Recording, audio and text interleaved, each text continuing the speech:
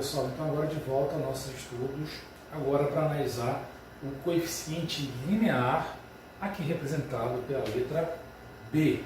Tá? É esse termo que fica isolado aqui depois do sinal de mais ou um sinal de menos, se for o caso aqui, tá? Que pode ser tanto mais quanto for menos, tá? Vai depender do sinal deste B, tudo bem? Então esse cara aqui fica isolado.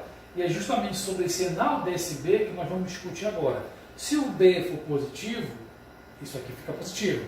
Se o B, logicamente, for negativo, aí eu vou precisar trocar esse sinal bem daqui, dessa fórmula, né, que nós temos aqui. Então, como é que eu vou saber, né, que informação graficamente, isso aqui é a fórmula algébrica, né, que informação geométrica eu posso ter através desses valores de B? Vejam bem. Primeiramente, eu vou representar aqui o eixo X por esse pincel preto e o eixo Y por esse pincel vermelho, tá bom? Então vejam bem, esse pincel vermelho vai representar o eixo das ordenadas, ou seja, o eixo Y, tá bom? E é ele que me interessa, o eixo X nem interessa tanto, o eixo Y, aqui o vermelho que interessa. Vocês concordam comigo que daqui para cima, essa parte de cima, onde tem a tampinha, é a parte onde o eixo Y, os valores de Y são positivos. E para baixo, aqui ó, na parte do fundo desse piloto, eu teria então os valores negativos para os valores de Y. Tudo bem?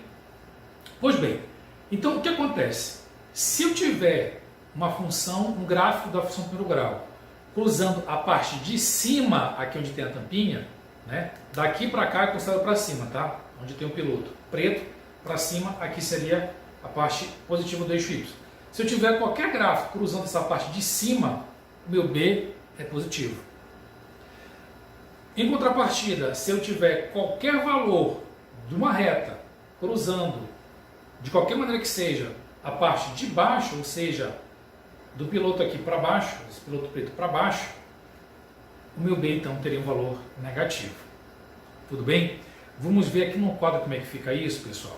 Então vejam bem, eu separei aqui para vocês, no total são 4 gráficos, mas vamos por partes. Aqui eu tenho o eixo Y, preto, e aqui eu tenho o eixo X também em preto. Tudo bem? Tenho então meu plano cartesiano. O que eu fiz com esse plano cartesiano? Eu tracei nele 4 gráficos do primeiro grau. 4 retas, tá bom? E aí eu tenho uma primeira reta, chamei de F1, uma segunda reta de F2, terceira reta F3, uma quarta reta F4. E aí eu vou fazer a análise do B. Bora se focar apenas na análise do B por enquanto, tá? Então, por exemplo, eu tenho essa reta F1, né, que logicamente eu desenhei só nesse pedaço, mas esses pontilhados que eu coloquei significa dizer que ela continua para cá e continua para cá. Tudo bem? Só que o nosso interesse está nessa região, então desenhei só apenas nessa região, essa reta. Então, essa reta, ela cruza o eixo Y na parte onde o eixo Y é o que, pessoal? Positivo. Então, se essa reta cruza o eixo Y na parte positiva, então é porque esse B ele é positivo. Tudo bem? De novo, agora eu tenho uma outra reta, agora uma reta F2, uma reta azul, que está para baixo, mas aí não interessa se está para cima, se está para baixo. Eu quero saber em que parte do eixo Y está cruzando a reta. Está cruzando a parte também que é o quê? Y positivo. O eixo Y é positivo. Toda essa parte aqui para cima, o eixo Y é positivo. E foi nela que houve que a reta cruzou, né? A reta cruzou o eixo Y justamente nessa parte que está para cima, na parte positiva. Então, no caso dessa reta azul, o B também é positivo. Beleza? Agora, a reta F3. A reta F3 está para cima. Interessa alguma coisa? Está para cima ou para baixo? Não interessa. O que me importa é saber em que parte do eixo Y ela cruzou. Daqui para baixo, o eixo Y é negativo, assume valores negativos. E essa reta está cruzando justamente na parte negativa do eixo Y. Portanto, essa reta vermelha também tem um B negativo. A reta em azul agora, pessoal, está para baixo. Também não me interessa. Ela está no sentido para baixo, mas isso é uma outra análise. Eu estou analisando o B. O que me diz? Se a reta em azul ela está cruzando a parte negativa do eixo Y, cortando aqui, ó, bem aqui o valor negativo para o eixo Y. Então, o B, com certeza, dessa reta azul também é negativo. Tudo bem? Então, olha só. Eixo X, eixo X e eixo Y. Se a tua reta cruzou nessa parte de cima, o B é positivo. Se a tua reta cruzou a parte de baixo aqui, o B é negativo. Ficou claro para vocês, pessoal? O que eu fiz agora aqui foi um resumo em relação ao estudo do coeficiente angular e o estudo do coeficiente linear que nós vimos até agora. Vamos analisar os dois em conjunto? Então perceba que a partir de agora eu nem preciso fazer um estudo detalhado, eu nem preciso saber fazer conta nenhuma. Simplesmente olhando o coeficiente angular, o A, e o coeficiente linear, o B, eu já vou saber mais ou menos a disposição dessa reta sobre o eixo cartesiano, sem fazer conta nenhuma. Quer ver? Olha só. Essa reta aqui, né, ela está para cima e está cortando a parte positiva do eixo Y. O que significa dizer? Que eu tenho o A negativo e o B positivo. A positivo porque está com característica ascendente, ou seja, subindo conforme eu vou aumentando o eixo, os valores de x, tá bom?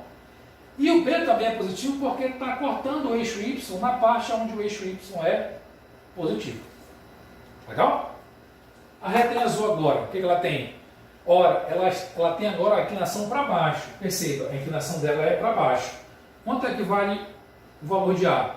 Eu não sei. Mas quanto é o sinal de A? É negativo. Por quê? Porque essa reta tem inclinação para baixo. Nós já conversamos sobre isso. Então, A negativo e o B. Qual é o sinal do valor do B? Também, apesar da reta estar para baixo, ela está cortando na metade onde o Y é positivo. No trecho onde o Y é positivo.